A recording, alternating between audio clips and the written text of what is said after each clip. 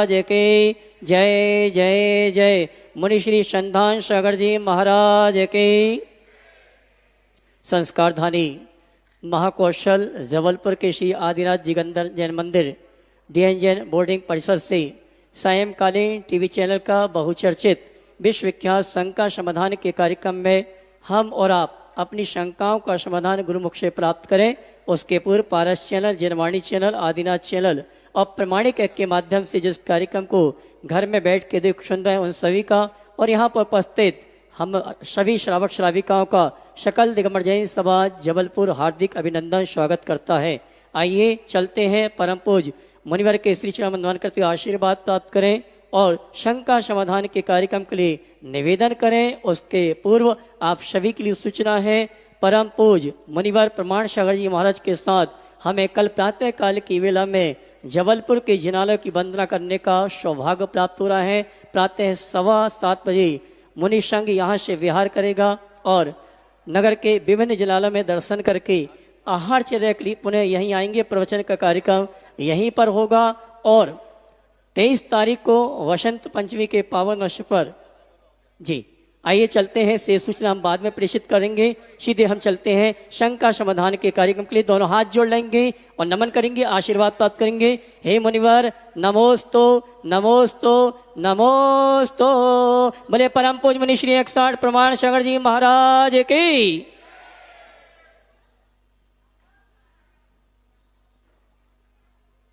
संस्कार धानी की इस पावन धरा पर शंका समाधान का ये सत्र आज प्रारंभ करते हैं। गुरु चरणों में बारंबार नमोस्तु करते हुए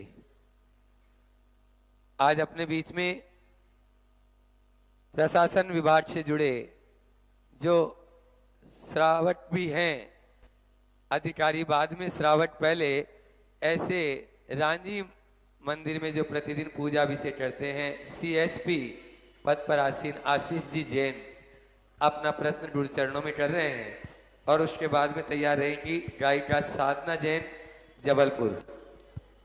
पूज्य गुरुदेव के चरणों में कोटि कोटि बार नमोस्तु नमोस्तु नमोस्तु निवेदित करता हूँ। पूज्य गुरुदेव, आपसे चूंकि मैं जानता हूँ कि धर्म मार्ग में स्वार्थी होना पड़ता है, तो मेरा जो प्रश्न है स्वयं के लिए है कि मंदिर जाते हैं हम, प्रभु के दर्शन करते हैं और प्रभु के दर्शन पूजन के दौरान भी जो है मन या जाप देने के दौरान ही मन विभिन्न तरह के विकल्पों से भरा रहता है।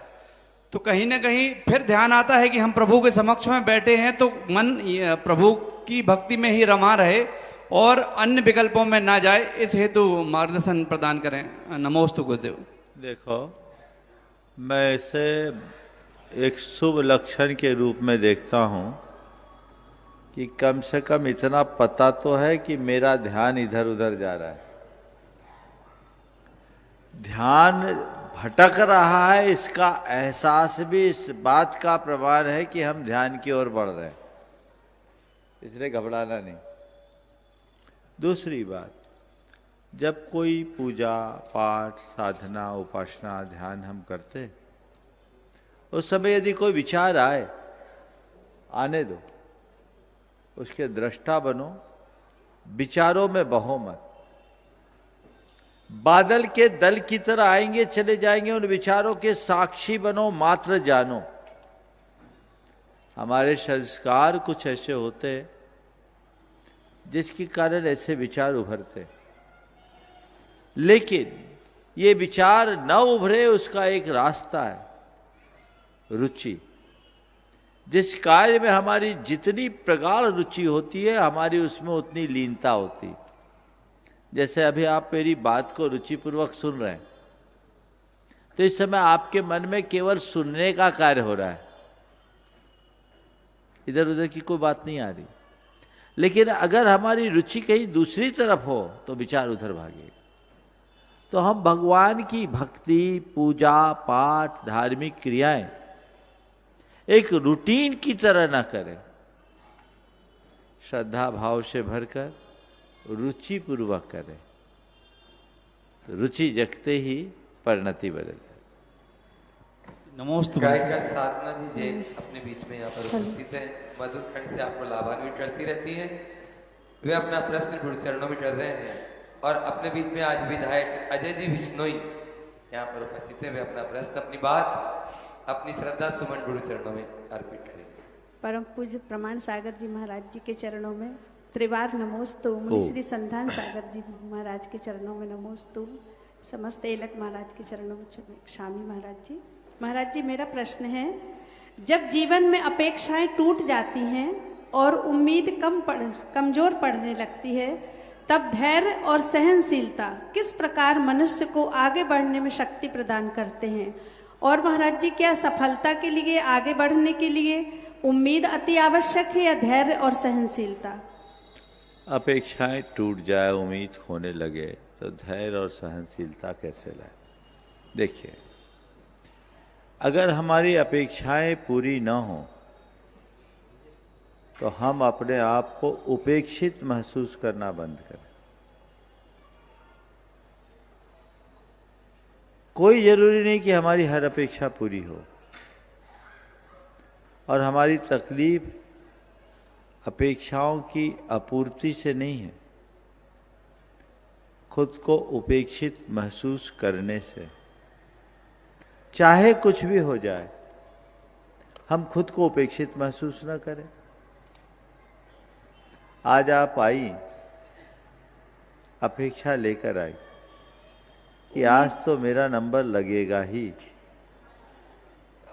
नंबर लग गया। महाराज कह रहे 4 दिन से लग रहा था, आज लग गया।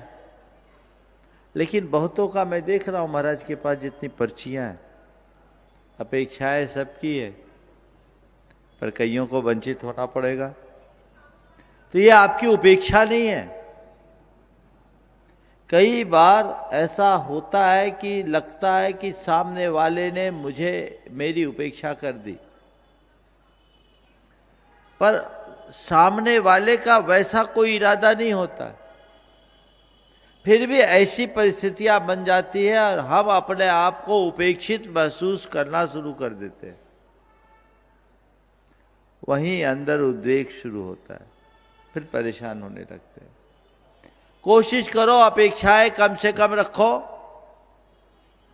और कदाचित कहीं हमारी अपेक्षाएं अधूरी रह जाए तो हम अपने आप को उपेक्षित महसूस न करें, नई संभावनाओं पर विचार करें। और जो मनुष्य नई संभावनाएं तलाशता है, उसके अंदर धैर्य बना रहता है और वही आगे बढ़ पाता है। सकारात्मकता को बना के चले। हाँ, सफलता के लिए अपेक्षाओं का रोल बहुत थोड़ा है। धैर्य, समझ के साथ सकारात्मक प्रयास हमें सफलता की ओर आगे बढ़ाती। नमोस्तु। अपने बीच में विधायक अजय जी बिश्नोई,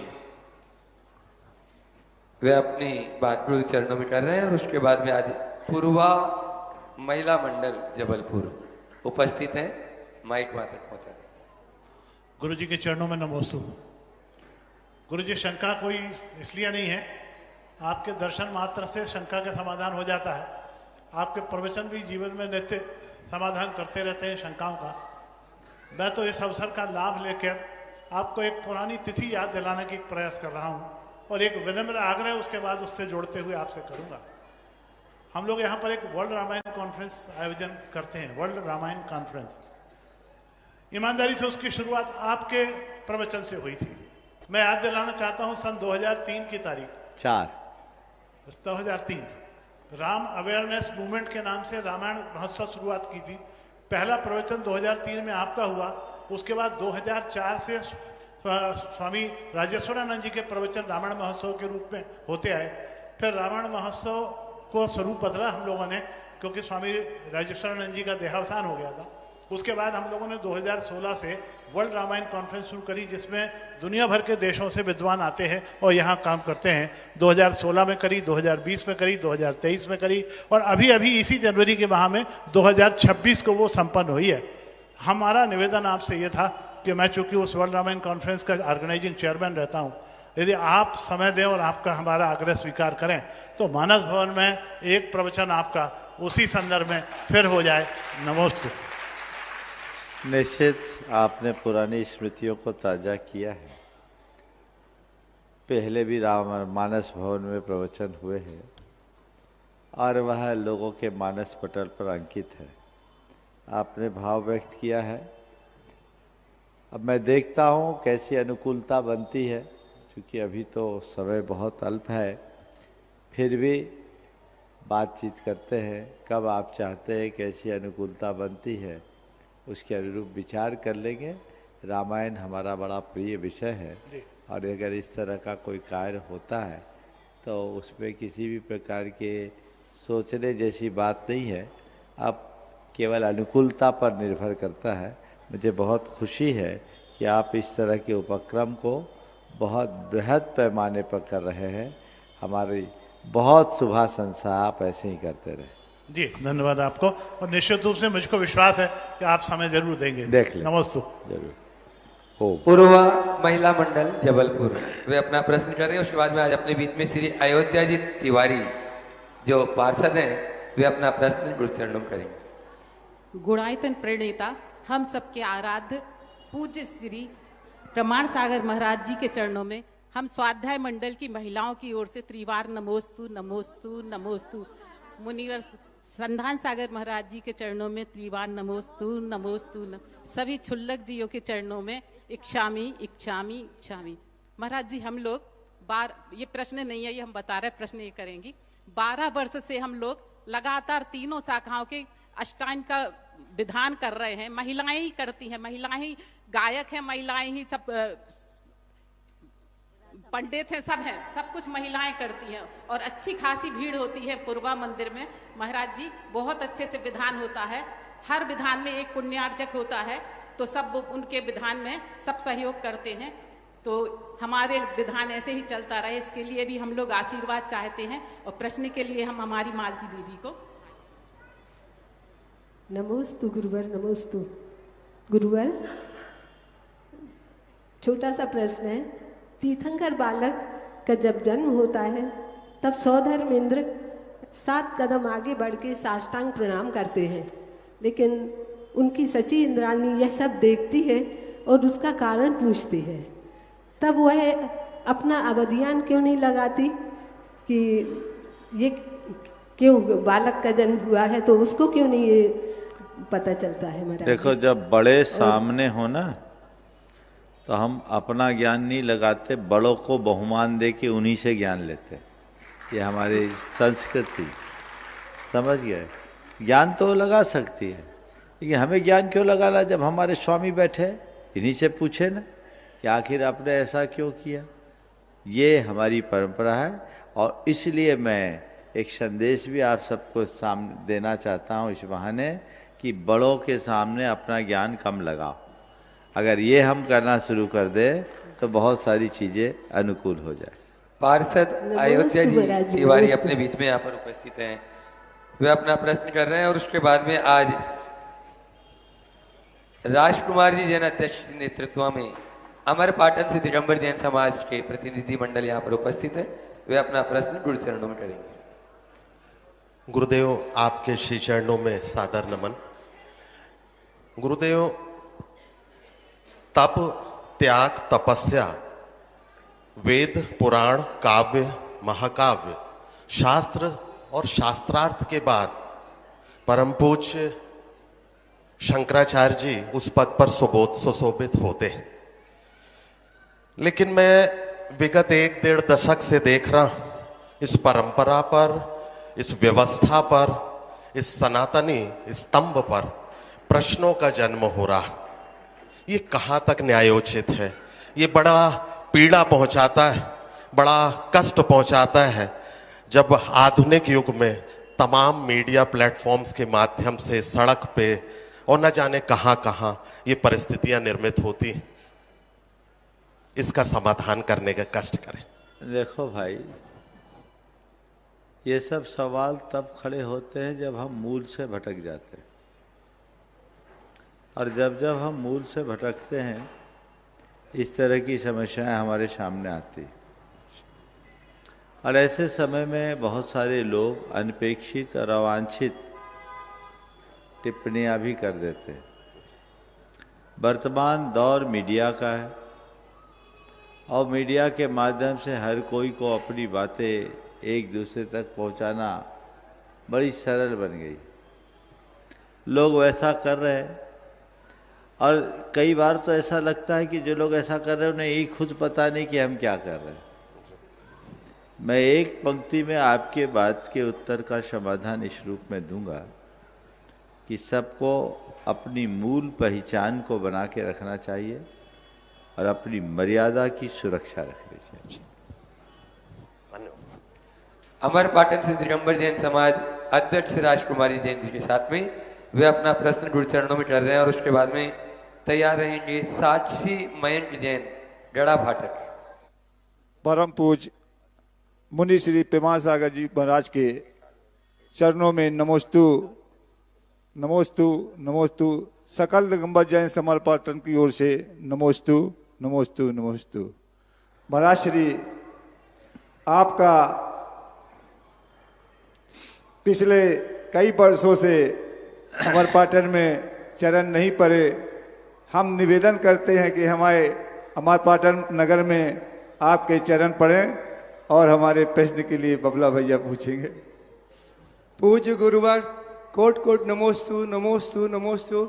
छुलक महाराज को भी नमोस्तु। गुरुवर हम अपने आगामी भाव के लिए फिक्स डिपॉजिट कैसे करें, किस प्रकार करें, इस शंका का समाधान करें। नमोस्तु गुरुवर नमोस्तु नमोस्तु। आगामी भाव के लिए फिक्स डिपॉजिट मत करो भैया, इंश्योरेंस कर लो। फिक्स डिपॉजिट तो ही फिक्स रह जाएगा, इंश्योरेंस समझे। बीमा जो होता है ना, हालांकि वर्तमान में जितनी भी बीमा की कंपनियां हैं वे आप लोगों को कहती जिंदगी के साथ भी जिंदगी के बाद भी, लेकिन वो जिंदगी के साथ तो फिर भी साथ दे देती है, जिंदगी के बाद उनके हाथ बंध जाते हैं। लेकिन धर्म का मार्ग ऐसा मार्ग है जो हमें जिंदगी के साथ और जिंदगी के बाद भी निभाता है, समझ गए। जो हम सत्कर्म करते हैं वो हमारे भाव को सुरक्षित करता है। अपने जीवन को सत्कर्मों से जोड़ो, धर्म के आचरण से जोड़ो। जो तुम्हारे द्वारा उपार्जित पुण्य है वह तुम्हारे कई भावों की सुरक्षा का आधार है। हमें उसकी तरफ ध्यान देना चाहिए। महाराज एक साक्षी मयंक जैन अपना प्रश्न गुरु चरणों में करें और उसके बाद में अपने बीच में हरिभूमि जो पेपर आता है उसके संपादक अनुरोध जी पटेरिया यहाँ पर उपस्थित है, अपना प्रश्न गुरु चरणों में करेंगे। द्वय मुनिराजों के चरणों में बारंबार नमोस्तु नमोस्तु नमोस्तु। महाराज श्री बुद्धिमान के मन में हमेशा सवाल रहते हैं, बुद्धू के मन में कुछ नहीं रहता। बुद्धिमान हमेशा सवालों के जवाब ढूंढता रहता है और बुद्धू दुनिया की उलझनों से दूर होकर मजे से जीता है। तो महाराज श्री हमें जीवन में कब बुद्धिमान बनना चाहिए और कब बुद्धू बनकर अपना जीवन जीना चाहिए? देखो, बुद्धिमान भी और बुद्धू भी मैं दोनों को अच्छी दृष्टि से देखता हूं। जब कोई दूसरा उलझन में दिखे तो हमें अपने बुद्धिमानी का परिचय देना चाहिए, और जब खुद उलझनों में उलझ जाएं तो बुद्धू बन जाना चाहिए, समझ गए। वहां दिमाग न लगाएं ताकि अपने मन को उद्वेग से मुक्त रख सके। नमोस्तु महाराज। अनुरोध जी पटेरिया संपादक हरिभूमि गुरु चरणों में अपना प्रश्न कर रहे हैं और उसके बाद में आज अपने बीच में डॉक्टर एसोसिएशन के अध्यक्ष डॉक्टर संजय जी जैन यहाँ पर उपस्थित है। गुरु चरणों में प्रश्न करें। गुरु चरणों में सादर नमन, सादर चरण स्पर्श, वंदन। गुरु जी ने एक बार ऐसा मार्ग दिखाया था, शायद उस समय मैं 9वीं में पढ़ता था। खजुराहो से आगे 3 किलोमीटर आगे छोटा सा शहर है राजनगर में। बीच बाजार में आपका प्रवचन हो रहा था, हम स्कूल से लौटे थे, वहाँ सुने और आपका एक वाक्य उस दिन से आज तक सारे प्रश्नों का समाधान दे देता है। हम आँख बंद करते हैं, आपसे पूछते हैं और हमेशा वही उत्तर मिलता है, ये भी चला जाएगा। उस प्रवचन का मूल था ये लाइन, मैं चूंकि मीडिया लाइन से हूँ, ऐसा पेशा है, रोज समस्याएं आती हैं, रोज आप तक नहीं आ सकता हूँ पूछने के लिए। मैं आंख बंद करके आपसे कभी भी पूछता हूँ, दिन में कई बार पूछता हूँ और उत्तर यही मिलता है, ये भी चला जाएगा। बिल्कुल ठीक है। और इस एक लाइन को अगर हम अपने जीवन का ब्रह्म वाक्य बना ले तो बहुत सारी चीजें अपने आप सहज हो सकती है। बहुत बहुत आशीर्वाद।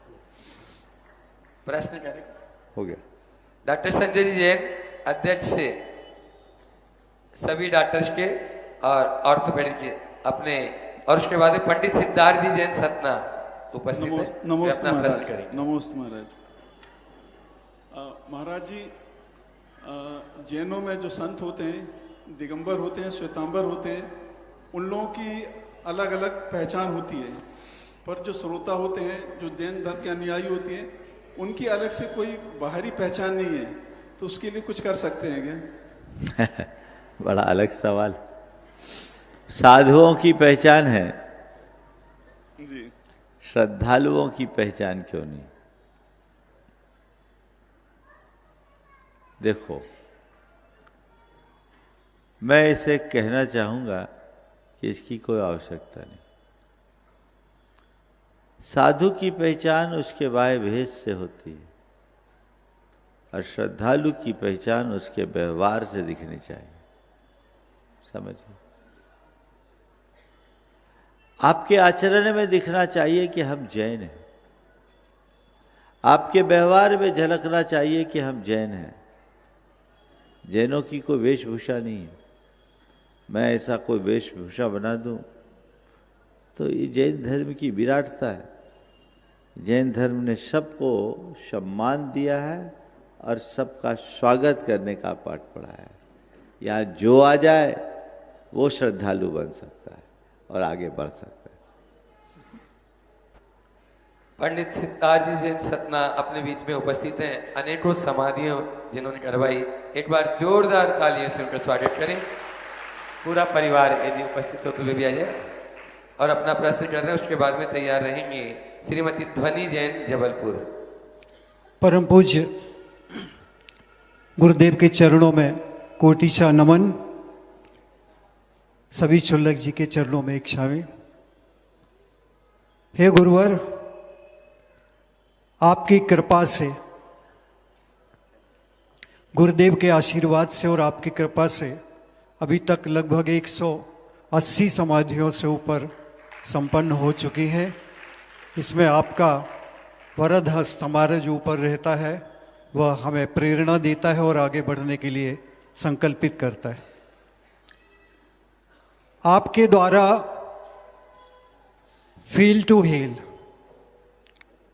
इस पुस्तक को भी मैं करीब स्वाध्याय की दृष्टि से पढ़ने का प्रयास कर रहा हूं। 5वें भाग में पढ़ते समय भावों का शरीर के ऊपर बहुत गहरा प्रभाव पड़ता है और शरीर के अंगों पर भी, शरीर के अवयवों पर भी उसका प्रभाव भावना का पड़ता है। इसके ठीक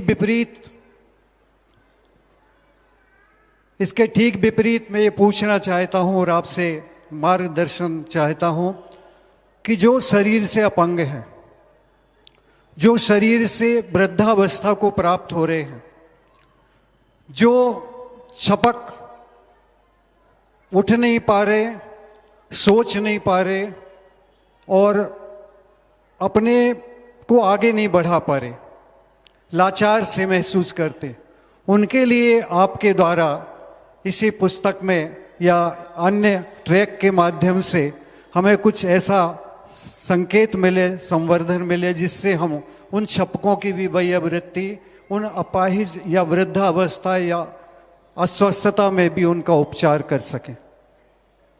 ये बात सत्य है कि हमारी भावनाओं से हमारे शरीर का गहरा संबंध है। हम अपने भावनाओं के बल पर अपने शारीरिक स्वास्थ्य को काफ़ी अंशों में ठीक कर सकते हैं, लेकिन जब वृद्धावस्था होती है, शरीर क्षीण हो जाता है, उस घड़ी में कई बार मानसिक अस्थिरता होती, मति भ्रम बन जाता है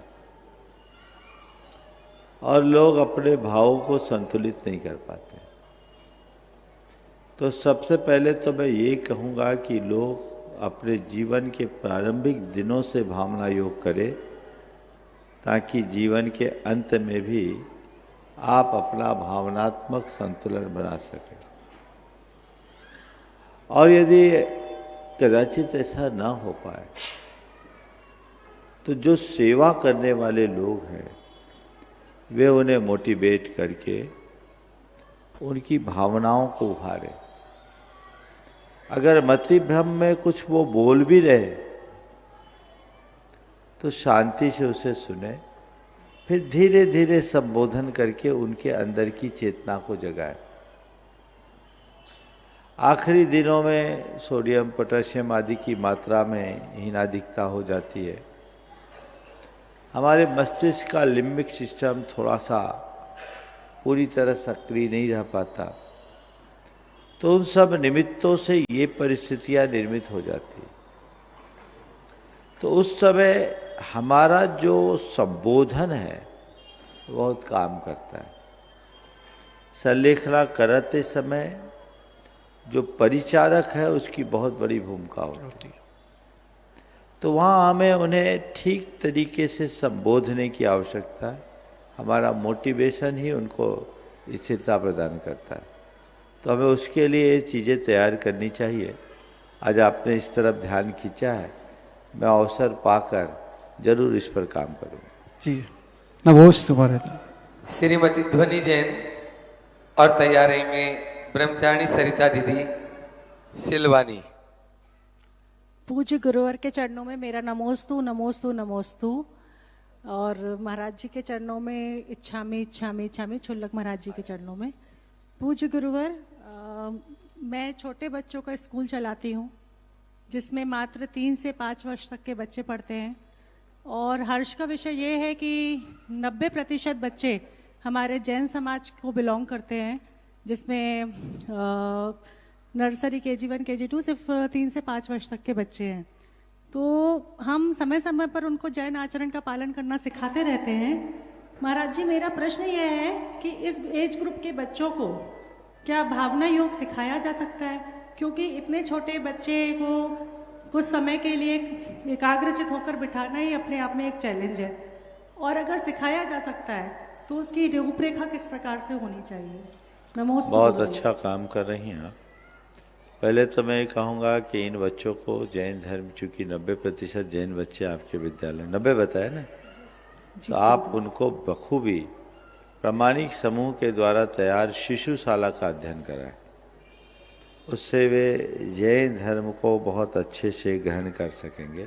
नैतिक शिक्षा के नाम पर आप सप्ताह में 2 दिन भी अगर वो पढ़ाएंगे तो वो उनकी पाठशाला बन जाएगी, शिशुशाला उपलब्ध हो जाएगी। महाराज जी से आप बात कर लेना। दूसरी बात, भावना योग तो करा ही सकते, माँ के पेट से ही बच्चा भावना योग करता है। 5 मिनट का जो भावना योग है वो अपनी प्रार्थना में भी जोड़ सकते हैं, खेल खेल में भी भावना योग करा सकते हैं। उससे बच्चों में बहुत स्थिरता आती, उनकी प्रवृत्तियाँ संयत होती। इसलिए भावना योग तो जारी रखना चाहिए। जो महिलाएं गर्भावस्था में भावना योग करती हैं वो बच्चों को जन्म देने के बाद बंद ना करे, वो उसे लोरी बनाकर रोज़ सुनाए, भावना योग से ही सुलाए और उठने के बाद भी भावना योग करे। उससे बच्चों के भावनात्मक स्वास्थ्य में बड़ा बदलाव आता है, उनमें स्थिरता आती है, उनके चिंतन में भी परिवर्तन आता है, उनकी क्षमता भी विकसित होती है। ऐसा आप कर सकते हैं। नमोस्तु गुरुदेव, नमोस्तु।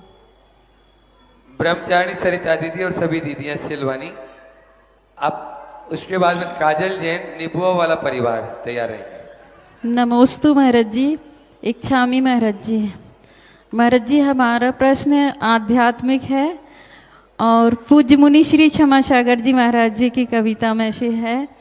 उन्होंने कहा, मैंने पर्वत लांघे, नदियां पार की, कई रास्ते चलकर तय किए, दुनिया को देखा, लोगों को परखा, फिर भी लगता है कुछ अनछुआ, अनदेखा, अलंग है, और वह शायद मैं ही हूँ।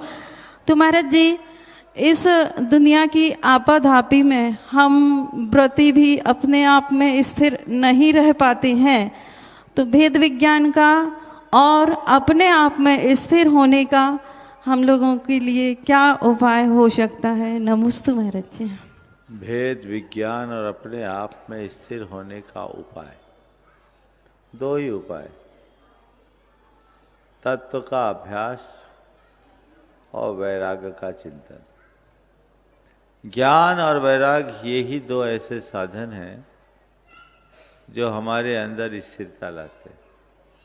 तो हम अपने आप को ज्ञान वैराग्य से जोड़े।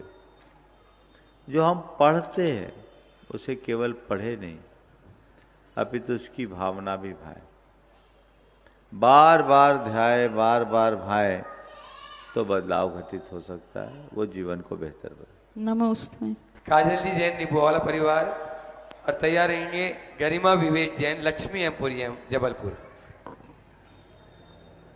चालू। बोलो। जबलपुर में विराजमान मुनि संघ के चरणों में बारंबार नमोस्तु, बारंबार इक्षामि। मुनिवर, मेरा प्रश्न ये है कि जब स्पष्ट और सच बोलने पर इंसान को तेज बोला जाता है और झूठ बोलने पर छलकपटी या मायाचारी, तो व्यक्ति सच और व्यवहार में कैसा संतुलन बैठाए कि उसकी सच्चाई भी बनी रहे और संबंधों की मर्यादा भी? सच्चाई का प्रयोग करे पर अच्छाई का ध्यान रखकर। हमें कोरे सच्चाई को ध्यान में नहीं रखना, सच्चाई के साथ अच्छाई। जो लोग सच के नाम पर कटु बातें कह देते हैं और ये कहते हैं कि सच कड़वा होता है, उन्होंने सच को कभी समझा नहीं। दूसरों के द्वारा उगले हुए सच को कड़वा होने पर भी पचाने की सामर्थ्य रखनी चाहिए, लेकिन जब खुद सच का बखान करे तो उसमें कड़वाहट की जगह माधुर्य की मिश्री घोलनी चाहिए। हमारे शास्त्र कहते हैं सत्यम ब्रूयात् प्रियम ब्रूयात्, ना ब्रूयात् सत्यम अप्रियम, ना नृतम च प्रियम ब्रूयात् एषः धर्म सनातन। सत्य बोले, प्रिय बोले, अप्रिय सत्य न बोले और प्रिय असत्य न बोले। यही सनातन सत्य का मार्ग है। तो हम जब भी बोले तो सच बोलने के पहले थोड़ा देखें तो। अगर हमने अपने वचनों में इतना संयम घटित कर लिया तो जीवन का काया पलट है, फिर बहुत बड़ा बदलाव घटित हो सकता है जो हमारे जीवन को रूपांतरित करता है। नमोस्तु गुरुवर, नमोस्तु गुरुवर।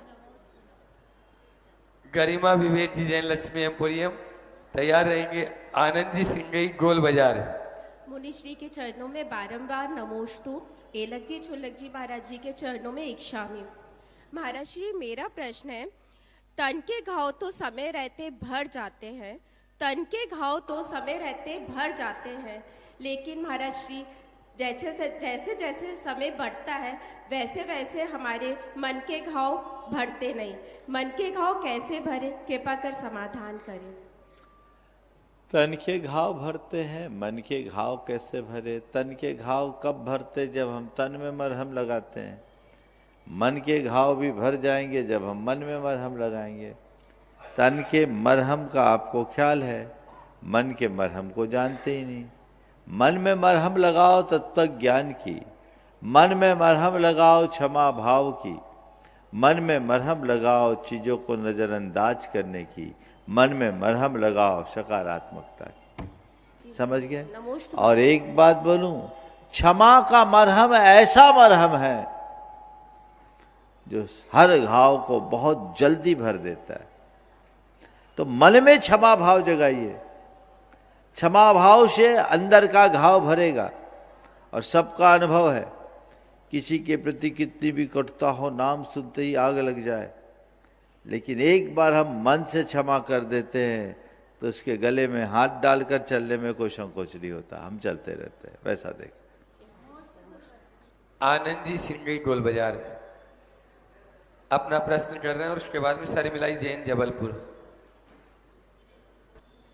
मुनिश्री के चरणों में त्रिवार नमोस्तु नमोस्तु नमोस्तु, एलक जी के चरणों में इच्छामि। मुनिश्री, एक प्रश्न है कि जो परिवार या व्यक्ति प्रतिमा जी को विराजमान करते हैं मंदिरों में और तीर्थ क्षेत्रों में, उस परिवार का उस प्रतिमा जी के प्रति क्या कर्तव्य होता है? देखिए, शास्त्रों के अनुसार जिन बिंब को स्थापित करना नित्य पूजा का नित्य पूजा के रूप में माने गए। यदि कहीं आपने भगवान विराजमान कर दिया, मंदिर बना दिया, मंदिर में उपकरण दे दिया, मंदिर के रख रखाव के लिए भूमि भवन आदि का दान कर दिया, तो वह सब नित्य पूजा है। तो भगवान आपने विराजमान कर दिया। अब जो भी लोग पूजा पाठ कर रहे हैं, आपके निमित्त से पूजा पाठ कर रहे हैं, आप पुण्य के अधिकारी। लेकिन शास्त्र बताते हैं जब भगवान को विराजमान करे तो केवल भगवान को ही विराजमान न करे, कुछ ऐसी राशि भी उसके साथ दे ताकि उसकी पूजा अर्चा और प्रबंध व्यवस्था हमेशा के लिए चलते रहे, तब उसकी प्रतिष्ठा होती। शुभधानुसार जाने का प्रयास करें, समय समय पर जाकर के आप लाभ भी लें, पर कदाचित ऐसा नहीं कर सकते तो भी उसमें कोई दोष नहीं है। हम कृतकारिता अनुमोदन से जुड़े और सबसे पहली बात अपने मन से इस बात को हटाए कि मैंने भगवान विराजमान किए, मैंने वेदी बनवाई, मैंने मंदिर बनवाया, मेरा मंदिर है, नहीं भगवान का मंदिर है, मैंने तो अपने द्रव्य को सार्थक किया है, जीवन को कृतार्थ किया, ये भाव है। निशाजी जैन जबलपुर। एक ही निशाजी जैन जबलपुर अपना प्रश्न करेंगे। उसके बाद में आज अपने बीच में जिनवाणी चैनल जो महाराज श्री जी की देशना को दूर दूर विश्व तक पहुंचा रहे हैं, वहां से सतपाल सिंह जी और सौरभ जी जैन यहाँ पर उपस्थित हुए, गुरु चरणों में नमोस्तु भी करेंगे। कमेटी वहीं पर उनका स्वागत कर दे, वे अपना प्रश्न गुरु चरणों में करेंगे।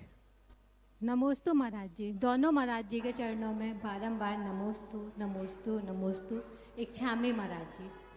महाराज जी, जब से नियम लिए हैं तब से एक शंका हमेशा रहती है कि हम अपने द्वारा धर्म की प्रभावना कर सके या ना कर सके कोई बात नहीं, लेकिन मेरे द्वारा धर्म की अप्रभावना नहीं होनी चाहिए, इसके लिए क्या करें? नमोस्तु महाराज। अच्छा भाव है, मैं धर्म की प्रभावना में सहायक बन सकूं न बन सकूं, पर मेरे द्वारा अप्रभावना नहीं होनी चाहिए। और अप्रभावना से बचने का एक ही उपाय है, हम अपनी मर्यादाओं का ध्यान रखें। मर्यादा के भीतर रहने से प्रभावना होती और मर्यादा का उल्लंघन करने से अप्रभावना होती।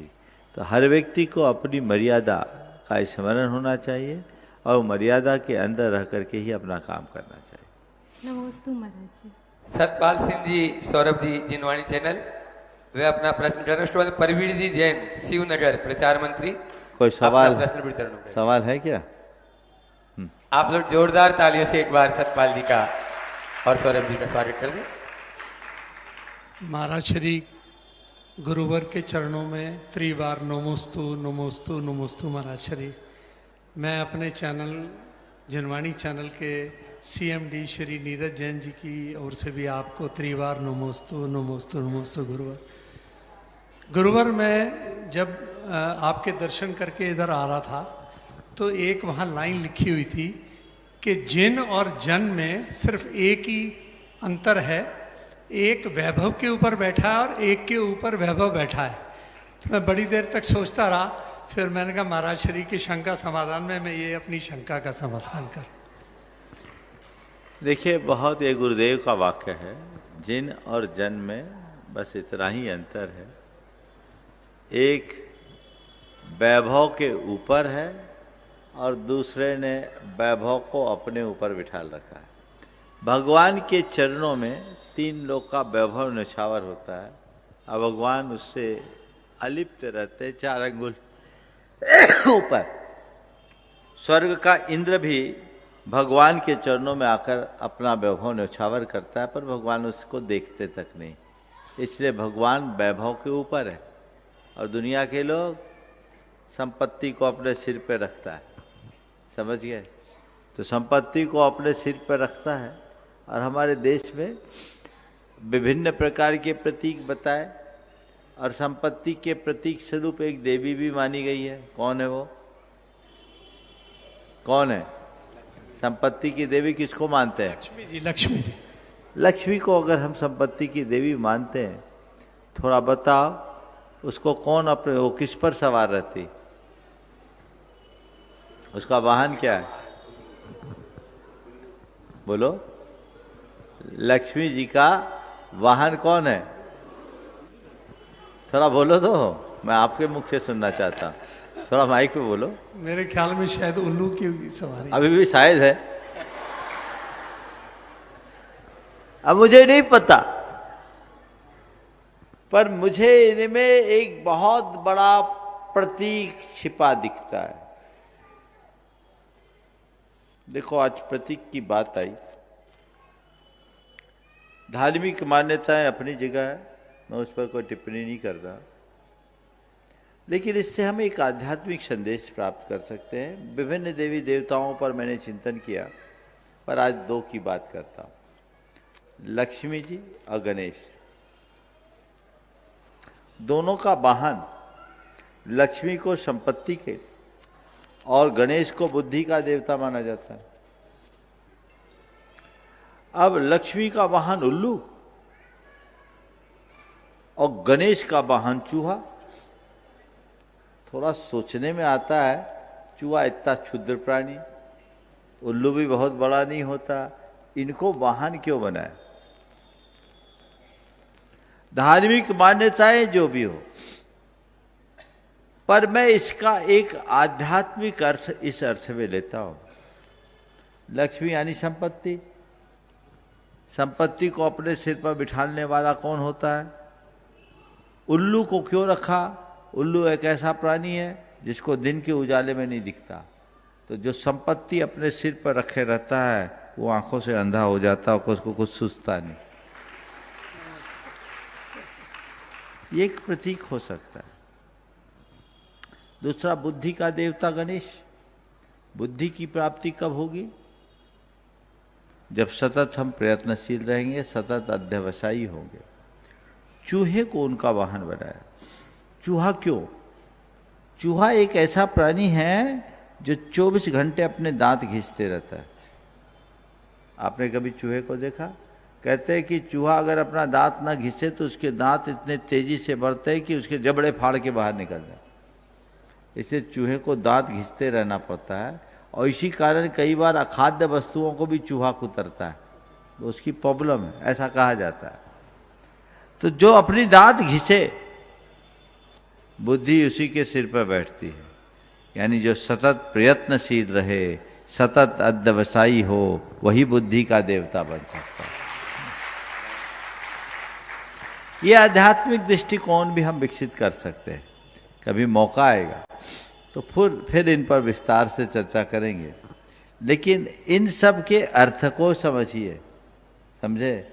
इसलिए जन और जिन के अंतर की जब बात की गई, तो जन वैभव को सिर पर बिठाने वाला है, और जो वैभव को ठिकरा दे, वैभव उसके चरणों में आ जाए, वो जिन कहलाता है। प्रवीण जी जैन शिवनगर अपने प्रश्न को थोड़ा संक्षेप में करेंगे और अपना प्रश्न गुरु चरणों में करें। उसके बाद में आर्या अनुज जी पडरिया तैयार रहेंगे। गुरुवर के चरणों में नमोस्तु। शुल्लक जी को इच्छा में गुरुवर निहारो बिहार की चर्या पे थोड़ी मेरी चर्चा है आपसे। गुरुजी, आजकल निहारो बिहार में देखा कि गुरुओं के या माता जी के लोग एक्सीडेंट होने लगे हैं, दुर्घटनाएं होती हैं। तो महाराज ये हमारा फर्ज है कि महाराज जी माता जी को इस स्थान से दूसरे स्थान तक छोड़ने का हमारा काम है। हमारा रिश्तेदार आता तो महाराज जी हम 10 फोन लगाते हैं, कौन भैया कहाँ पहुँचे, हम लेने आ रहे हैं। लेकिन महाराज जी माता जी आते हैं तो कोई ध्यान नहीं रखता कब आए और कब चले गए। तो मेरा मतलब इच्छा ये है महाराज जी, ये जोरू के गुलाम जो सोते रहते हैं सुबह सुबह, इनको आपके मुखारबिन से जगाने की कोशिश कर रहे हैं कि भाई सुबह से महाराज क्रिया में थोड़ा सहयोग करें। नमोस्तु महाराज जी। बहुत अच्छा भाव है आपका, और लोगों को साधुओं की सेवा वैयावृत्ति में तत्पर रहना चाहिए। इतनी व्यवस्था सुनिश्चित करनी चाहिए कि उनके आहार विहार अच्छे से हो सके। ये आपकी सेवा है। आप रोज देव, गुरु और शास्त्र की पूजा करते हैं, तो गुरुओं की सन्निधि को पाना, उनकी सेवा करना, ये आपके लिए एक बड़ा धर्म है, एक अच्छा अवसर है। इसके लिए लोगों को प्रेरित करना चाहिए। जब भी कोई गुरुजन आए तो लोगों को उत्साहित कीजिए, प्रेरित कीजिए। बार बार प्रेरणा देने से लोग जगते हैं। कदाचित ऐसा न भी कर सके तो कुछ लोग समूह बना लें, और वो लोग, क्योंकि हर व्यक्ति की अलग अलग रुचि होती है। भगवान मंदिर में विराजमान है, पूजा करने वाले कितने होते हैं? हर कोई नहीं करता। ऐसे ही गुरु आते हैं, हर कोई उनकी सेवा नहीं करता। जिनकी श्रद्धा होती, जिनकी रुचि होती, वे ही ऐसा कर पाते हैं। तो जो श्रद्धालु है, जो रुचिवंत लोग हैं, उनको आप जोड़िए, समूह बनाइए और सुनिश्चित कीजिए कि हम लंबे दूरी तक बिहार आदि करा सकें। आर्यानुज जी पडरिया भी अपना प्रश्न गुरु चरणों में कर रहे हैं, और उसके बाद में ब्रह्मचारिणी विभूति दीदी जबलपुर तैयार रहे।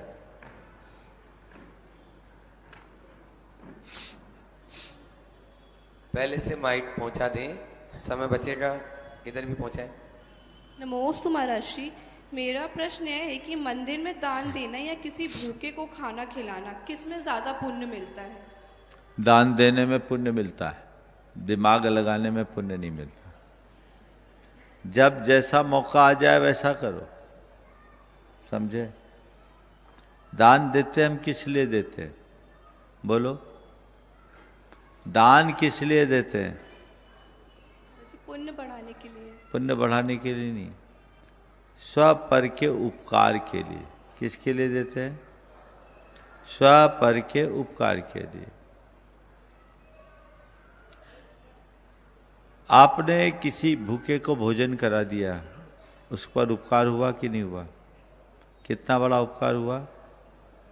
एक दिन की भूख मिटा दी। किसी बीमार की चिकित्सा कर दी, आपने उपकार किया। कितना बड़ा उपकार किया? उसका शेष जीवन बचा लिया है। किसी के पढ़ाने लिखाने की व्यवस्था बना दी, आपने उपकार किया। क्या किया? इस जीवन के भरण पोषण की व्यवस्था बना दी। लेकिन यदि आपके किसी कृत्य के निमित्त से किसी को सम्यक दर्शन की प्राप्ति हो गई, उस पर कितना बड़ा उपकार हुआ? बोलो, बहुत बड़ा। भव का दुख दूर हुआ ना, तो कौन सा उपकार बड़ा है? दान देना। दान कहाँ देना? सम्यक दर्शन का कारण बना, वो बड़ा है ना। तो महाराज आपने तो बता दिया, अब तो हम ऐसे ही कामों में पैसा देंगे, भूखे भूखे को नहीं खिलाएंगे, सस्ता काम क्यों करें? ऐसा काम मत करना।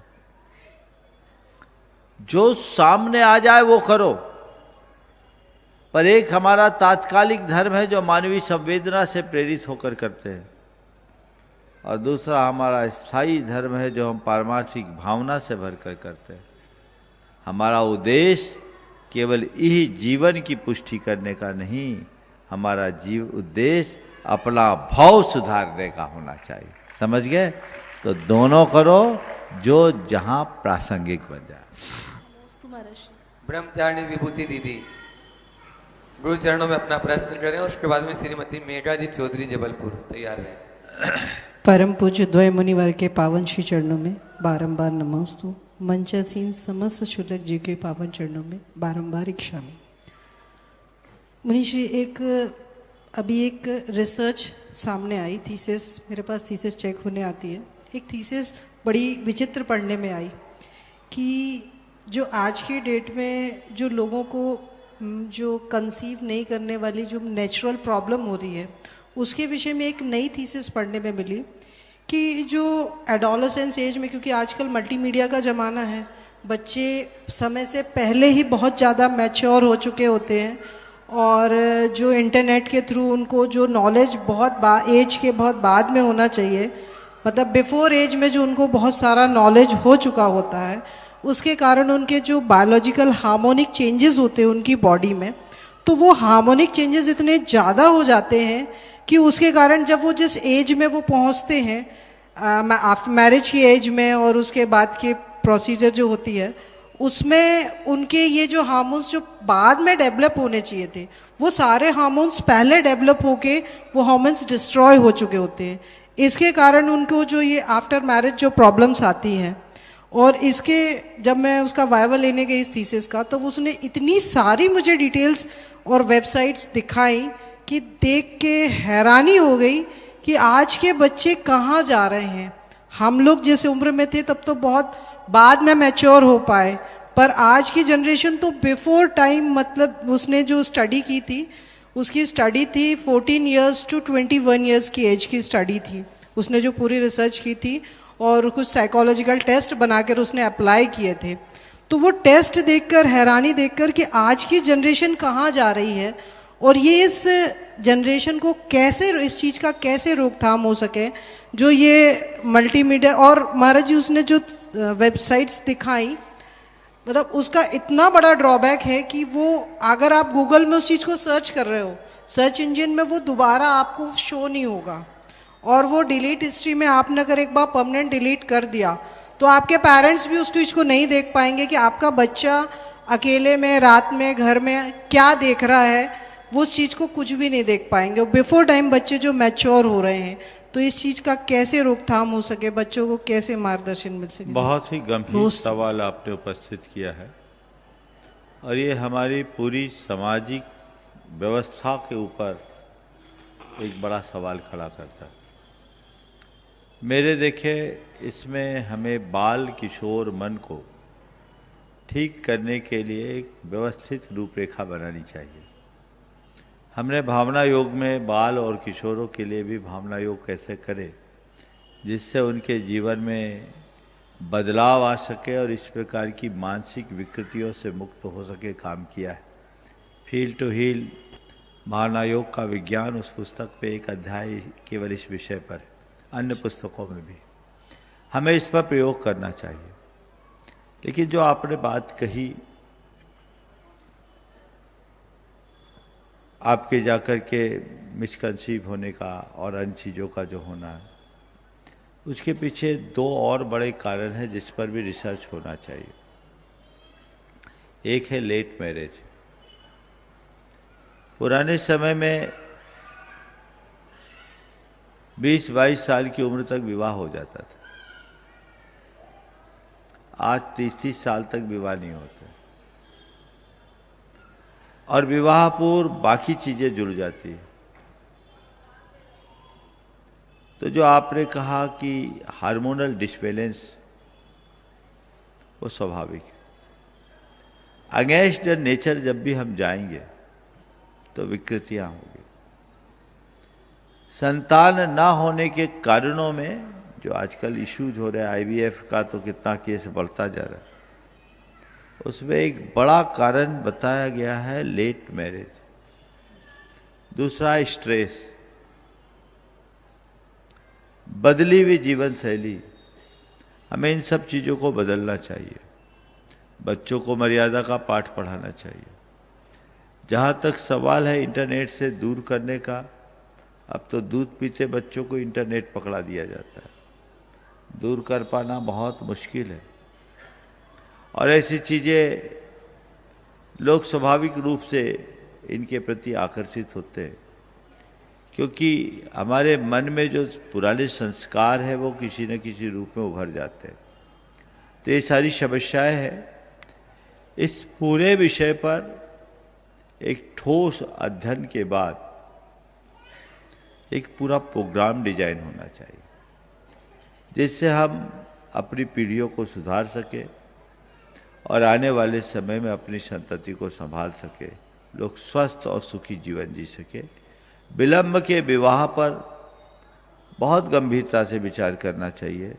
आजकल तो 20-22 साल की उम्र में शादी की बात करें तो बोले अभी तो बहुत छोटा है। 25-26 के बाद सोचना शुरू करते और 30 वर्ष तक शादियां होती। ये बहुत अच्छी बात नहीं है, इसके परिणाम भी भयानक है। आपसी सामंजस्य भी टूटता है और संतानोत्पत्ति में भी बाधा आती है। इस पर विचार करना चाहिए। बंधुओं, परसों अक्षय बसंत पंचमी के दिन परम पूज्य गुरुदेव के संयम के त्रिस्तंभ का शिलान्यास का कार्यक्रम होगा और 25 तारीख को जो भावना योग का कार्यक्रम है, आप सब उसमें बढ़ चढ़ करके हिस्सा लें। एक ऐसा स्वरूप बनाए कि समग्र जबलपुर के जैन अजैन सब उसमें सम्मिलित हो। आप लोग अपने अपने स्तर से उसका प्रचार प्रसार करें तो सभी लाभान्वित होंगे और आपके जाकर सिद्ध चक्र महामंडल विधान भव्याति भव्य रूप में संपन्न होने जा रहा है। जो लोग उसमें भागीदार हुए हैं वे निश्चित भाग्यशाली है और जो लोग उसमें जिस रूप में भी जुड़ना चाहते हैं उससे लाभान्वित हो। समय आप सबका हो गया, यही पर